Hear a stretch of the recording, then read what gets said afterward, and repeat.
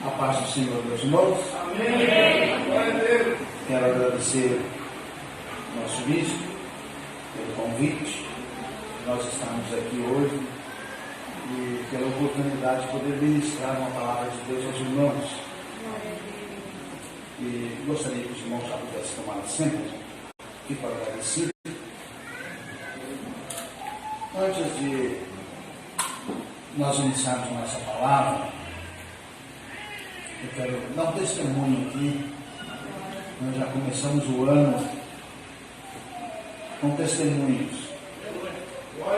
Eu tive na quinta-feira, na última quinta-feira do ano, nosso último culto ali na nossa igreja sede. Reunimos algumas congregações, mais alguns amigos. E nesse culto eu falei aos irmãos que eu ia dar um descanso, pelo menos uns 20 dias, e deixar os irmãos trabalhar. Passei a direção para o nosso irmão auxiliar, mas não ia deixar de estar na igreja, só que eu ia ficar desativado. Dar uma reciclada, dar um pouco, uma descansada, e fiz esse propósito. Bom, mas eu tinha um trabalho para terminar e concluir no início do ano. No dia 5 de janeiro, fui fazer esse serviço e usando uma serra circular, cortar madeira, como trabalho com isso, sabe como é que funciona, essas manual, e acabou essa serra enroscando na minha camisa e puxando meu abdômen. Resultado, fui socorrido do hospital com uma abertura de 15 centímetros no abdômen. Mas no caminho, não me socorreu na hora, meio a dirigir, e eu tive que estar orientando ele com um temor, que tivesse perfurado ali no intestino. Mas fui me lembrando de um propósito que eu tinha feito, de ficar descansando. O Senhor não quer descansar desse jeito.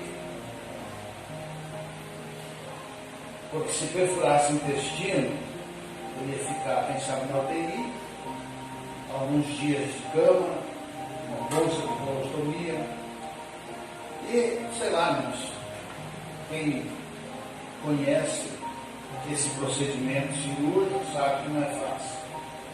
Então, clamei misericórdia, Senhor, para que eu não tivesse que passar por esse trabalho, esse procedimento.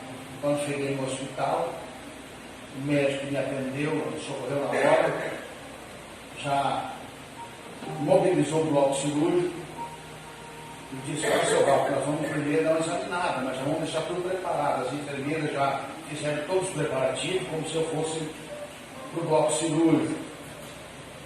Ele disse: eu vou examinar, vamos fazer um exame minucioso. E depois de uns 15 minutos, ele disse: olha, teve muita sorte, mais sorte que juízo. Não perfurou nem o intestino, nem no véu do abdômen. Foi só a gordura. Ainda brincou comigo: vale a pena ter um pouquinho nessa hora de gordura no abdômen. E esse era o dia 5, eu tinha programado para o dia 7, uma fraterna na igreja, e o meu aniversário, que era o dia 8. Fiquei mais ou menos uns 20, 30 minutos ali na enfermagem. Ele fez os deu 15, 17 pontos. Me mandou embora e disse: olha, só toma cuidado, ainda estou com cuidado. Mas fui para casa e fui para a igreja. No outro dia ele disse: irmãos, podem colocar nessa agenda aí que nós vamos trabalhar. O Senhor Jesus. Então não tem como descansar, né, irmãos? Se pede para descansar, aí Deus vai botar numa cama, lá no leito da enfermidade. Então não quero, então vamos trabalhar com o Senhor Jesus. Esse é o testemunho, irmãos, em nome de Jesus. Então o ano começou com uma luta, mas também com uma vitória. Vamos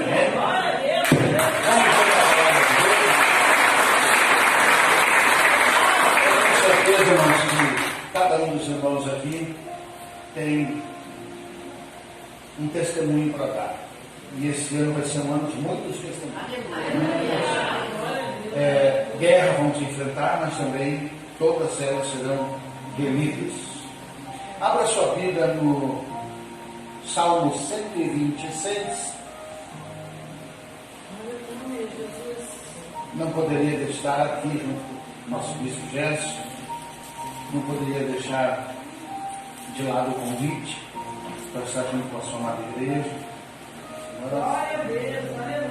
Minha esposa está na sede, temos um culto ali. Está mandando um abraço para a nossa irmã. Você está aqui dando um abraço da Liane. Quem sabe a próxima vez vai estar aqui com todos. Salmo 126, amém? Quando o Senhor trouxe os cativos de volta a Sião, estávamos nós como se sonho, e a nossa boca se encheu de riso, e a nossa língua de cânticos de alegria.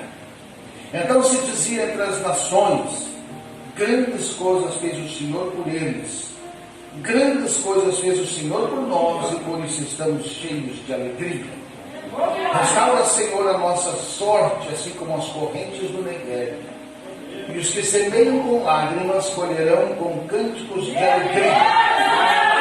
Aqueles que levam a preciosa semente, andando e chorando pelo caminho, voltará com cânticos de alegria, trazendo consigo seus feixes. Amém. Pode sentar, irmão, em nome de Jesus.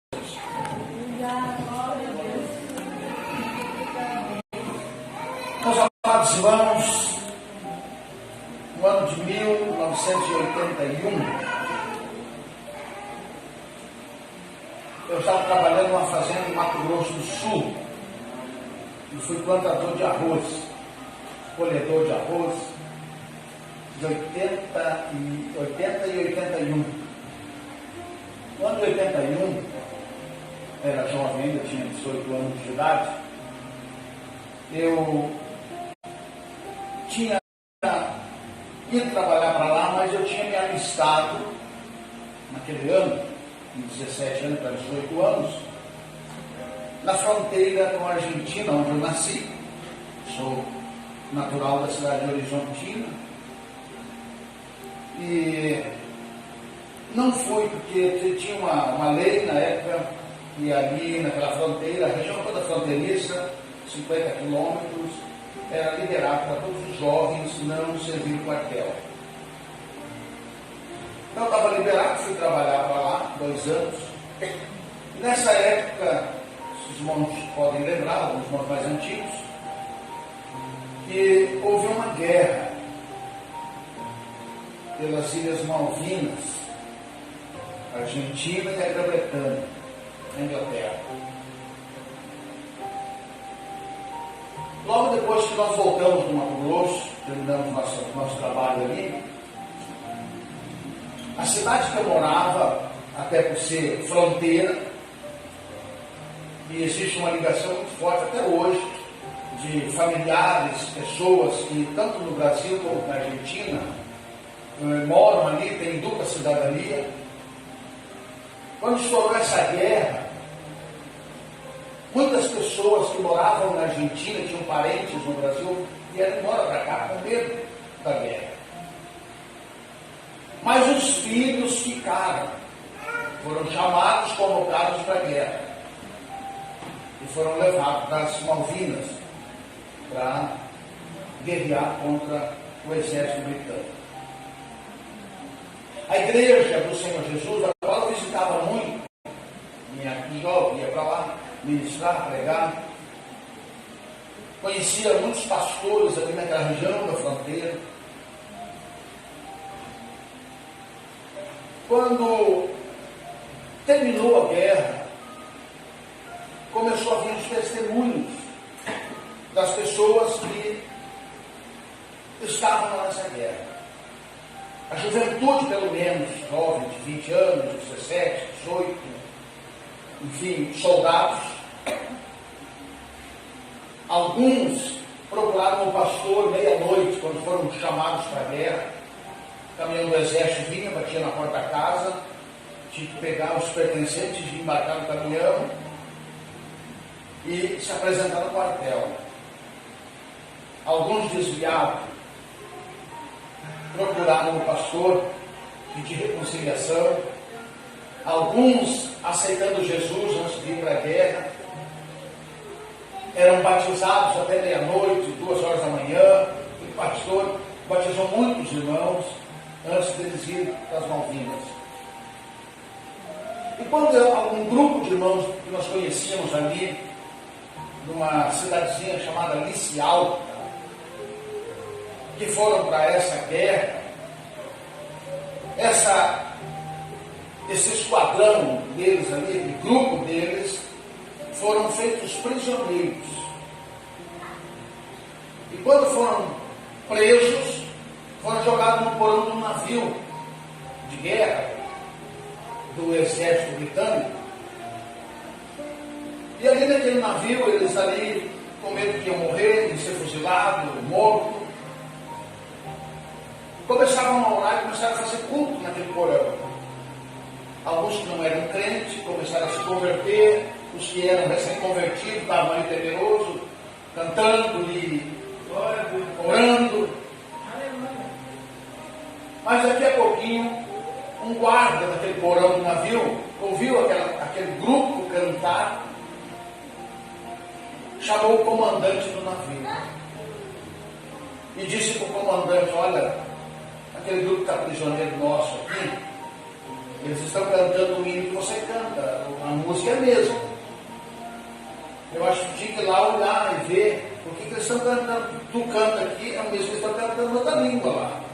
E eles sabem que não é a mesma música.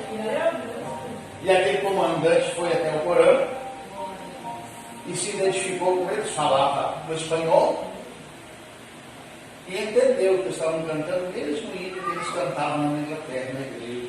O comandante daquele navio era crente. E aqueles irmãos que estavam prisioneiros foram apresentados. Depois davam um testemunho que onde eles estavam presos virou uma igreja no porão do navio. Enquanto alguns colegas morriam nos campos de batalha, eles estavam guardados como prisioneiros, porque o comandante do navio era crente. E disse: não toque neles, porque são meus irmãos. Por que eu dou essa palavra ou esse testemunho? O que tem a ver com a palavra que nós lemos? Vocês vão entender no decorrer da minha palavra. E pelo menos 2 coisas importantes da nossa vida que nós temos que valorizar, que nós temos que priorizar, e que é de muito valor e preciosa para nós. A primeira é a vida. Ninguém gosta de tratar com a morte. Você faz de tudo para viver. Você gasta o que tem, você recorre para poder viver. Porque ninguém quer perder a vida. É inegável. Pode estar no leito de uma enfermidade em fase terminal. Mas a pessoa, mesmo assim, ela quer viver. Porque não aceita de maneira nenhuma a morte. A vida é um bem mais precioso que nós temos. E temos que valorizar. E a segunda é a nossa liberdade.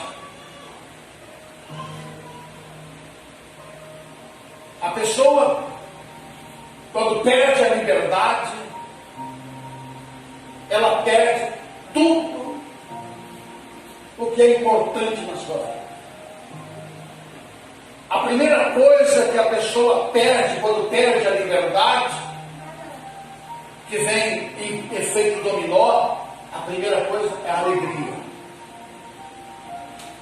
Você nunca vai ver uma pessoa escrava, uma pessoa sujeita, alegre. Você só é alegre quando você é livre, quando você tem liberdade.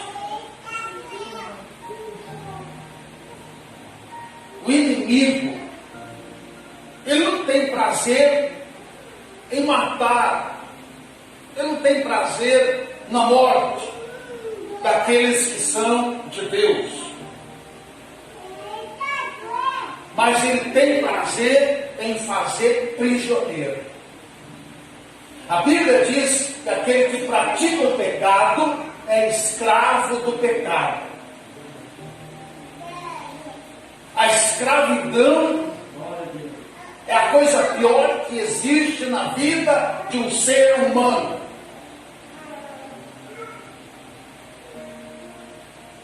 Um reino, uma nação, um povo, um país, ele só é rico, ele só enriquece quando ele possui o maior número de escravos. Por quê? Porque o escravo não custa nada.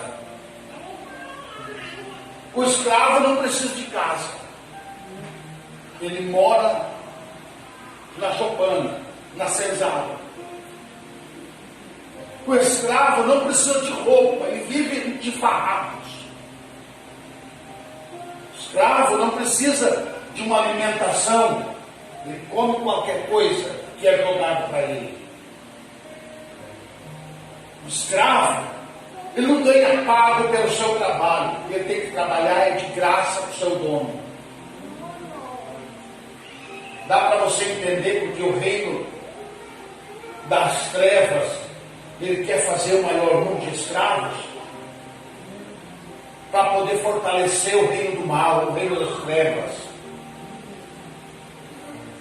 Mas nós temos um libertador que liberta da escravidão do pecado. A palavra que nós lemos aqui no Salmo é uma palavra referente a um período de cativeiro do povo de Deus. Israel teve 3 grandes cativeiros. O primeiro cativeiro de Israel foi o cativeiro egípcio. Todos nós conhecemos essa história, até as crianças conhecem. Quando Israel desceu para o Egito, pelo chamado de José. Quando Israel foi levado para o Egito, ele não foi levado como cativo, não foi levado como prisioneiro, mas foi levado porque não tinha comida, não tinha alimento. E o Egito tinha alimento na época. Então Israel desceu para o Egito e esse cativeiro durou 430 anos. Primeiro cativeiro de Israel, a primeira escravidão de Israel, quando tinha que trabalhar dia e noite, e viviam como escravos,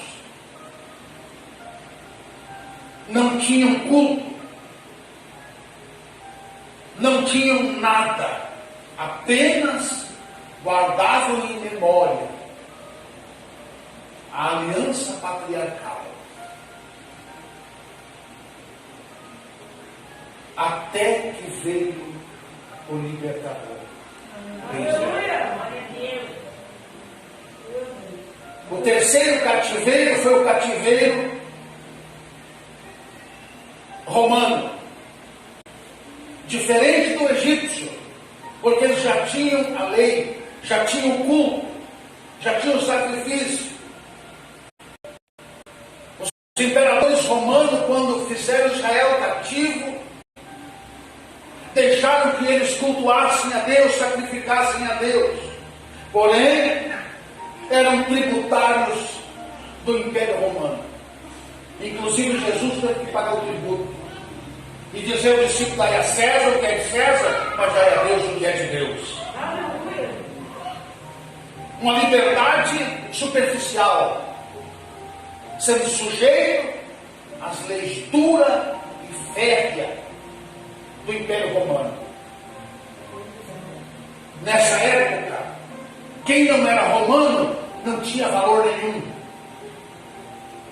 Israel viveu esse tempo de escravidão no Império Romano.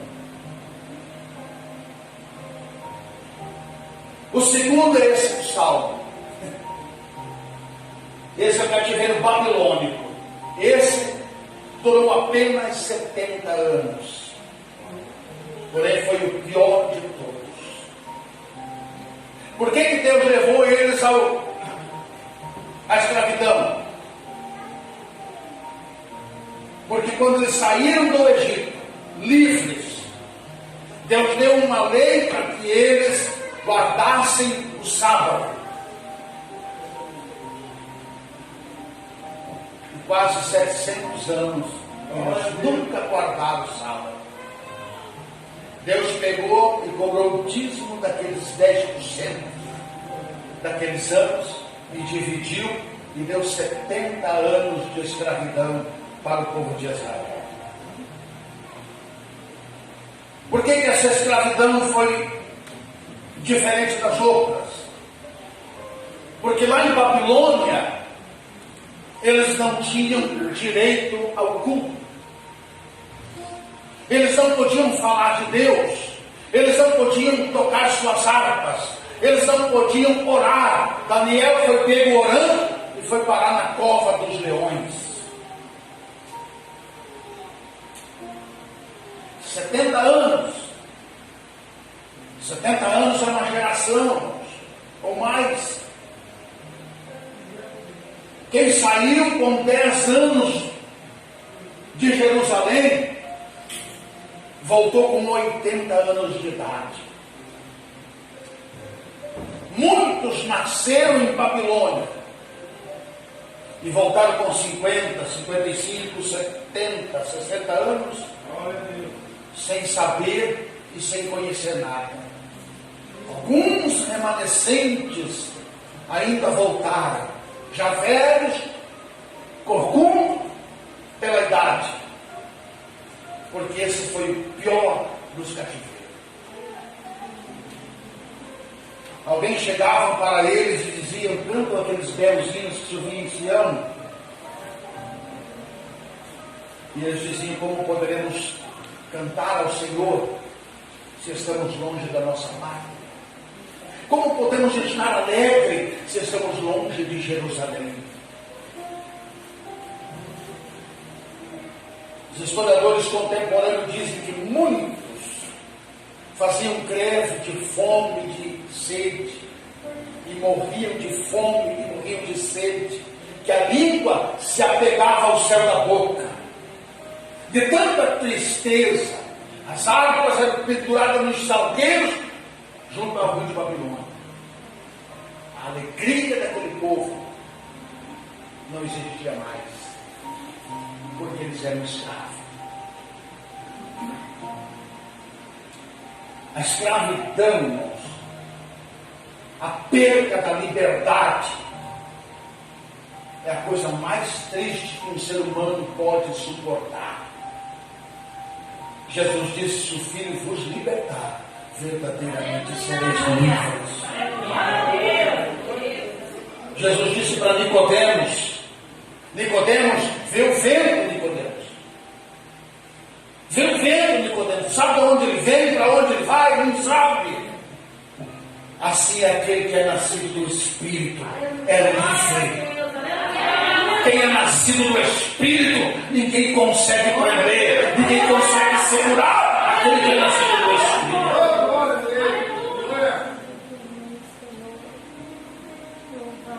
Até um dia, depois de 70 anos, veio um decreto para que aquele povo voltasse para suas terras. Aí o salmista registrou esse acontecimento. Agora vou começar a pregar, né?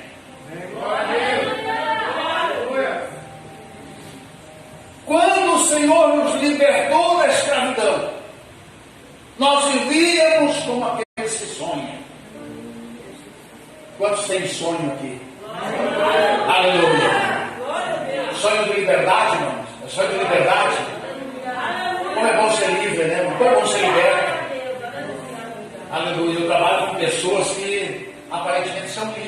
mas são presas pelo cigarro, pela cachaça, pela prostituição, pelo vício. Nós somos livres, porque nós temos um que nos libertou. Aleluia! Sonho de liberdade. 70 anos sonhando pela liberdade. Veio o decreto, vocês estão livres. Mas espera aí, nós somos escravos. Estão livres. Mas e o que eu tenho de escravidão? Nada. Escravo não ganha nada. Você já viu um escravo ser indenizado? Não. Quando Israel saiu do Egito, Deus indenizou. Deus disse: nós vamos trabalhar de graça com o Egito, enriquecer o Egito. O escravo só enriquece. Enriquecer o Egito. O Egito era a maior potência. Deus disse: olha, vocês peguem toda a prata, todo ouro, peguem emprestado panela, peguem tudo que eles tiverem. E eles saíram pedindo emprestado, pedindo emprestado, pedindo emprestado. Quando eles saíram do Egito, deixaram o Egito na miséria. Mas um escravo, quando é liberto, não tem nada. Na minha cidade, lá no interior, eu preguei com um descendente de escravo. A mãe dele era escrava e era bebê quando veio a abolição. E ali, 90 anos de idade. Não tinha nada. Ele foi liberto. Meu pai e minha mãe foram libertos, mas nós vivíamos morando embaixo de árvore. Eu fiz a história, pastor, que muitos escravos, eu viajei muito no interior da Bahia, muitos escravos lá, que era uma concentração maior de escravos, tanto na Bahia quanto nas Minas Gerais. Quando veio a abolição da escravatura, eles preferiam ser escravos, porque eles não tinham o que comer, não tinham onde morar, não tinham nada. Foram libertos, vai para a rua. O povo de Israel volta para reconstruir, mas vem sem nada, porque escravo não ganha nada. A única coisa que eles tinham era a alegria da libertação. Veio a morte, vocês estão livres. A nossa boca se encheu de alegria de novo. Aleluia! A nossa boca voltou a sorrir, porque veio a liberdade.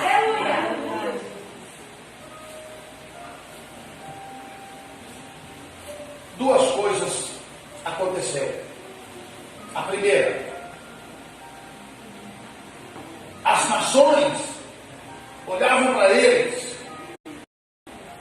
e ficavam admirados. Como pode esse povo escravo estar tão alegre?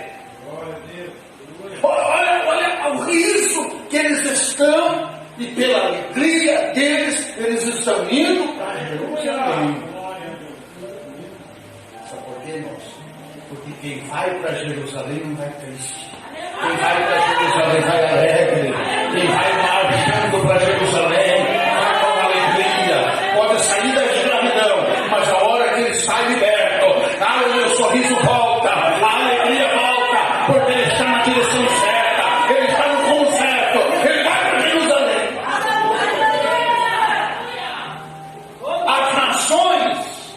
Olhavam e diziam: grandes coisas fez o Senhor por eles. Sabe o que é isso, irmão? É conceito fora, aleluia, dos que estão nos olhando. Quem está te observando, quem está te olhando, está vendo a tua alegria de ir para Jerusalém. E tem comentado: esse povo é alegre, esse povo está feliz, a situação não está boa, mas esse povo é alegre. Sabe por quê?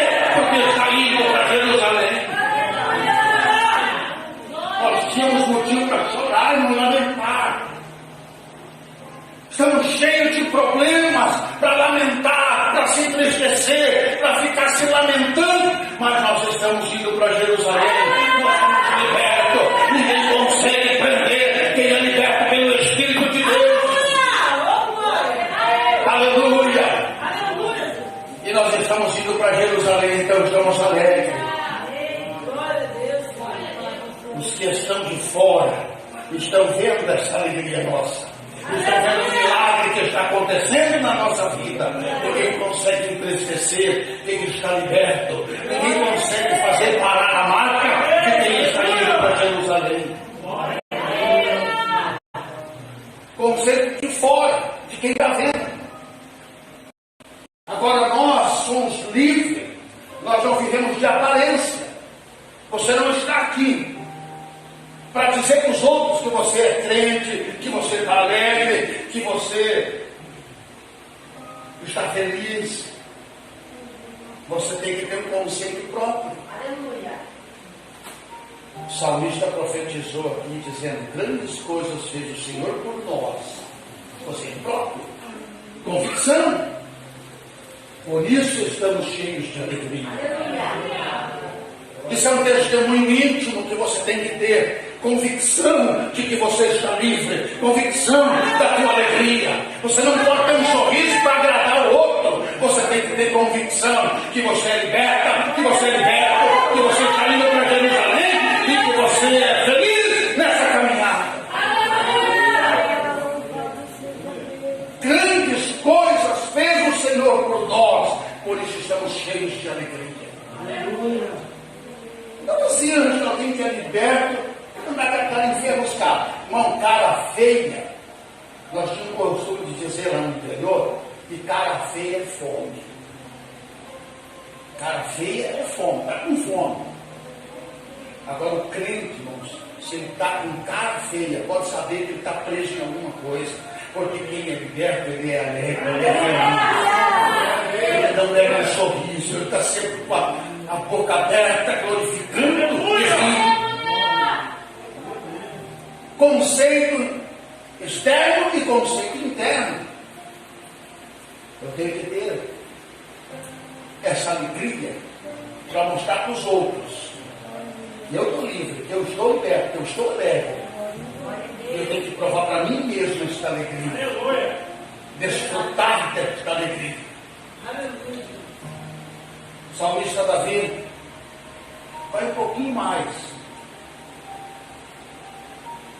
Ele diz assim: aqueles que vão chorando pelo caminho, levando a preciosa semente. Dá para você imaginar aquele povo saindo da escravidão? Eles levaram um pouco do dinheiro para reconstruir os muros, as portas e o templo. E sabe como é que era o templo? Uma caixotazinha de pau a pique.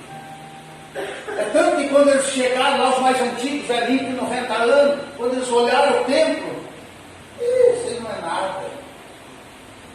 Mas como não é nada, é o templo reconstruído. Não, eu participei de Salomão, que era tudo de ouro, pedra preciosa. Aí Deus teve que levantar o profeta Ageu para dizer para eles: vocês que estão dizendo que nada é esse templo, eu vos digo que a glória do segundo templo será maior do que a glória do primeiro. Aleluia. Quem é escravo sai sem nada, irmão, não tem nada, ele não leva bagagem nenhuma. Israel vai reconstruir, precisava plantar, precisava arar a terra. Eles não tinham bois, não tinham arado, não tinham nada. Como vai sobreviver? Com as unhas, vai com a mão, com as próprias mãos, regar com suor. Nada é de mão beijada, irmãos. Vocês estão aqui, aleluia, porque foi pago um preço. Eu tenho certeza que há uns anos atrás não tinha o conforto que a igreja tem hoje. Foi através de esforço, de lágrimas, de sacrifício. Mas aquele que leva a preciosa semente, chorando e andando pelo caminho, voltará sem dúvida, trazendo consigo a sua colheita. Aleluia. Então não pare de caminhar, não pare de andar. Aleluia. Babilônia ficou para trás. Babilônia não faz parte mais da nossa vida. Nós somos libertos. Ele já nos libertou. A nossa boca se encheu de alegria, de riso, de cânticos. Aleluia. As harpas que estavam enferrujadas já estão todas afinadas, já está tudo pronto para louvar e engrandecer o nome do libertador. A alegria tem que contagiar. Eu visito muitas igrejas, pastor. Visito muitas igrejas. Mas são poucas as igrejas que eu vejo receber a palavra com alegria. Glória a Deus. Parece que os irmãos estão na igreja e eles estão negociando, marcando trabalho. O pensamento está de corpo presente, mas o pensamento nos afazeres não se concentra na mensagem, não se concentra no cântico, não se concentra no culto. E às vezes vem triste e sai da igreja triste, abatido. Aqui é lugar, irmãos, de alegria, lugar de festa, aqui é lugar de regocijo. Glória a Deus. Glória a Deus. Aleluia. Não tem nada, só tem esperança. Vai dar certo. Aleluia. Porque, irmãos, um povo livre consegue se reconstruir.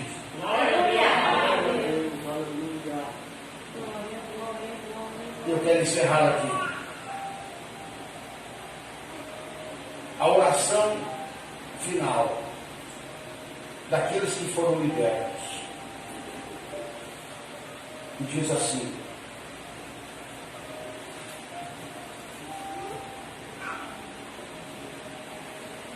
restaura a nossa sorte, ó Senhor, como as correntes do Negueb. Talvez os irmãos vão encontrar na Bíblia de vocês aí, como as correntes do Hermo. Jerusalém é cercada de monte.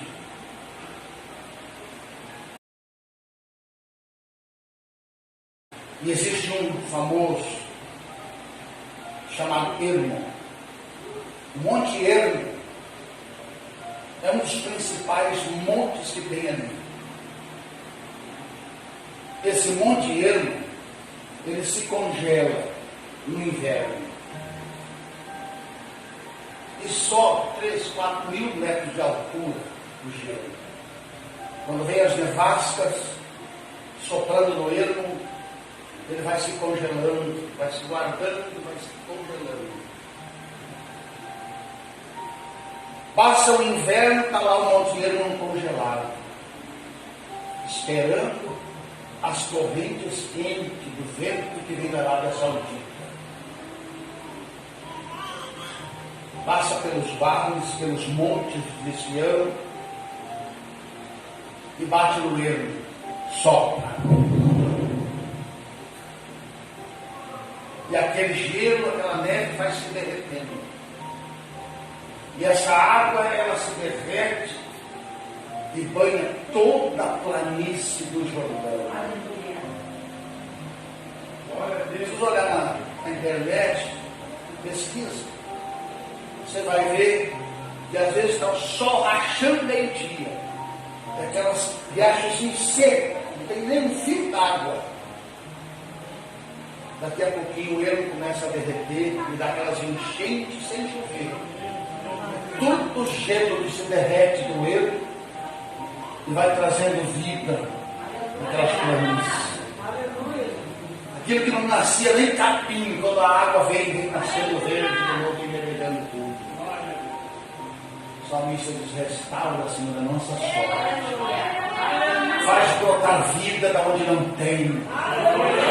Tira do teu tesouro que tu tem guardado. Aleluia. Deixa eu dizer uma coisa para você, irmão. Deus tem preparado para ti mesmo. Talvez o ano que passou não chegou na tua vida o que tu estava procurando e buscando. Mas esse ano, Deus vai soprar no Hermon. Deus vai fazer descer as correntes do Hermon. E vai trazer fartura, vai trazer vida, vai trazer bonança, vai trazer tudo que tu precisa de suprimento. Esse ano ainda, Deus está dizendo que vai soprar na tua vida e vai restaurar tudo que foi perdido.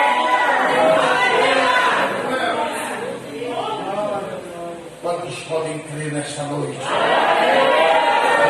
Vocês estão com um propósito aqui, pastor, no seu nome. No dia de propósito. Não quebre o propósito. Amanhã ou no próximo culto vem de novo. Quem sabe antes de terminar esse propósito, 12 dias, antes disso você já recebe aquilo que você já. Deus já está com as mãos cheias para entregar. Deus tem guardado, reservado para ti a tua bênção. E aquilo que Deus tem para te dar, Ele não vai dar para outra pessoa, é para você. Restaura, Senhor, a nossa sorte. Recupera aquilo que foi perdido. Nós não temos condições, nós não temos ferramentas, mas Tu é dono de todas as coisas. Tu é dono do prata, Tu é dono do ouro. Tu tem nas Tuas mãos a chave do tesouro e pode abrir para o Teu povo. Esse é o povo que está indo para Jerusalém. Aleluia, sem nada nas mãos, não temos nada para produzir, mas o Deus que nós servimos tem reservado para nós, aleluia, uma bênção. Primeiro, Ele vai derreter, Ele vai ganhar o vale da fartura na nossa vida. Esse ano é um ano de vitória, é um ano de colheita. Eu tenho certeza, visto que esse ano vai ser o maior ano de safra, de almas, de colheita na obra de Deus. O diabo está se armando contra a igreja do Senhor Jesus. Aleluia, mas a igreja, ela está marchando, ela está triunfando, a igreja está vencendo, porque ele não para, o povo é alegre, ninguém está triste. Nós estamos indo para Jerusalém e o diabo vai sair da frente, porque essa igreja vai passar por cima. Ninguém consegue parar a marcha, aleluia, ninguém vai para Jerusalém. Jerusalém é o lugar de concentração. E quando eles iam para as festas, pelo menos 4 festas, eles iam cantando salmodiando pelo caminho.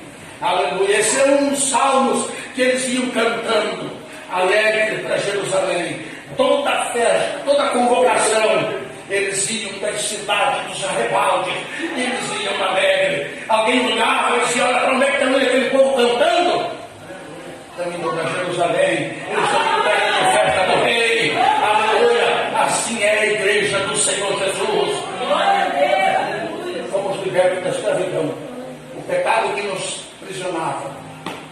E se fosse dar para qualquer um de vocês aqui, qual era a tua prisão? Será que você conseguia se libertar? Aleluia! Foi só Jesus. Foi só Jesus que libertou. Aleluia, eu me lembro que quando eu tinha 16 anos de idade, apareceu na minha cidade alguém fazendo uma proposta para mim ser o homem mais rico do Rio Grande do Sul ou morrer sem. A cidade que eu moro ali, morava, é conhecida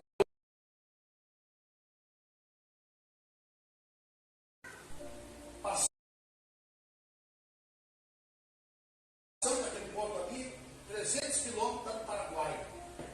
Era uma rota do tráfico de entorpecentes, dos narcotraficantes.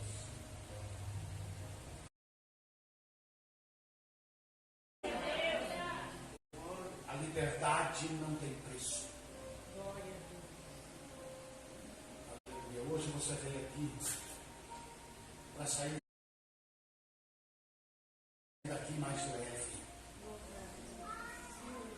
Pastor, mas eu já sou crente. Eu vou na igreja, eu dou meu dízimo, dou oferta. Mas tem coisas, irmãos, que às vezes nos prende, a gente fica escravizado. Tem pessoas que são presas em pensamentos, em desejos. Precisa de libertação, precisa de uma vitória. Quantas pessoas que estão amarradas tendo os negócios, você quer fazer um negócio, não consegue efetuar o negócio. Parece que não dá certo. Dá certo para todos, menos para você. Deus nos trouxe aqui hoje para dizer que a partir de hoje será quebrado esse jugo. Vai dar tudo certo na tua vida, meu irmão, minha irmã. Aleluia. Vai dar certo. Deus vai quebrar o jugo agora de atraso. Aquele que está te devendo, não está te pagando, a partir de hoje, Deus vai mover, vai soprar um vento. Aleluia. Aquele que está te devendo vai te pagar. As portas dos negócios vão se abrir.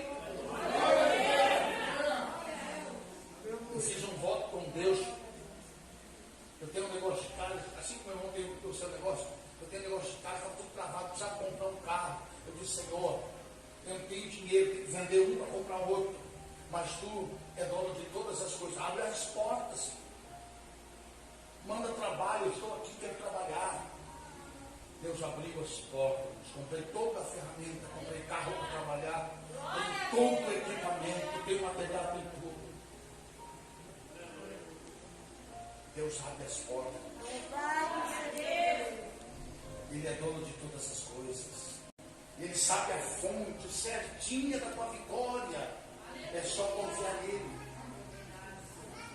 Se você tem um problema e você precisa de uma vitória hoje, dá para convidar os irmãos para vir à frente? Pode vir aqui. Não precisa contar nada para mim, não precisa saber de nada, mas você sabe. Deus tem algo para alcançar aqui para todos. Aleluia. Tem irmãos esperando aqui um negócio grande. Deus já está dizendo aqui esta noite, e hoje é noite de propósito.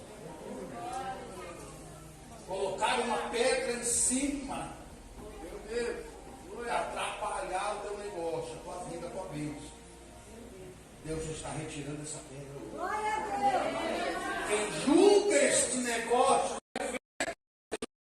está travado.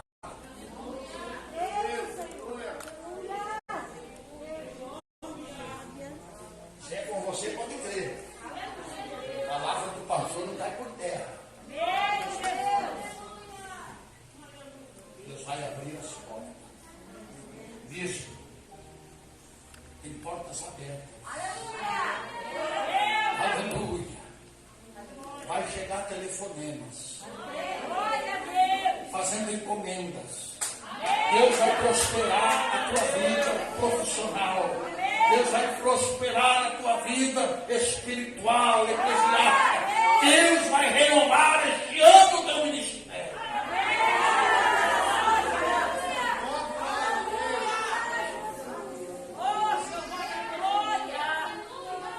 Aqueles que semeiam com lágrimas, aqueles que jogam semente confiando